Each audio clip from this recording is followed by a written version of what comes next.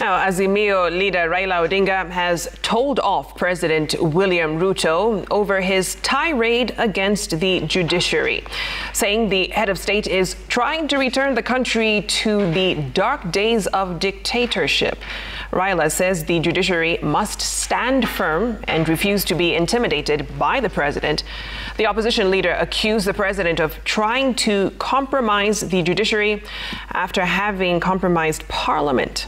Francis Mtalaki has more from Mombasa. Day after President William Ruto took on the judiciary, saying beneficiaries of graft had teamed up with corrupt judicial officers to deny Kenyans development in the affordable housing project and implementation of the universal health coverage project, opposition leader Raila Odinga told of President William Ruto, saying he has crossed the line and his remarks against the judiciary were meant to intimidate judicial officers and show disregard for the rule of law. Ruto's threats against the judiciary pass as those of a leader who is ever getting frustrated with the reality of imminent abject failure.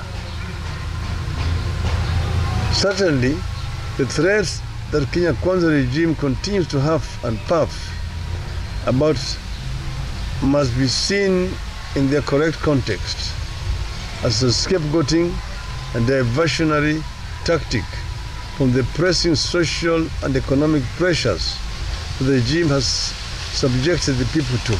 Raila saying the attack by the president was an attempt to compromise another arm of government and a path to returning the country to autocratic rule. Mr. Ruto has captured parliament and bills now come straight from State House and get ratified by the lawmakers. Speaking in Mombasa, the opposition leader reminded President Ruto that the Azimio coalition did not agree with the Supreme Court's ruling that upheld his presidential win, but respected the decision, adding that President Ruto's political journey has benefited from various interventions by the judiciary. Ruto's entire political career has been saved by the judiciary. When he was charged with the fraud and stealing of Kenya pipeline land, it is the judiciary that saved him. When he was sued to stop his presidential bid with President Uhuru Kenyatta on account of commission of crimes against humanity, it is the judiciary that saved him. While admitting that there are corrupt elements in the judiciary, Raila differed with President Ruto's attempt to paint the judiciary as the most corrupt arm of government, the opposition leader saying the collapse of high-profile cases and scandals in government was an indicator of corruption within the Kenya Kwanza administration. Our judiciary is imperfect. It has corrupt elements. But Ruto cannot convince us that the judiciary is more corrupt than the executive branch of the government, which he leads.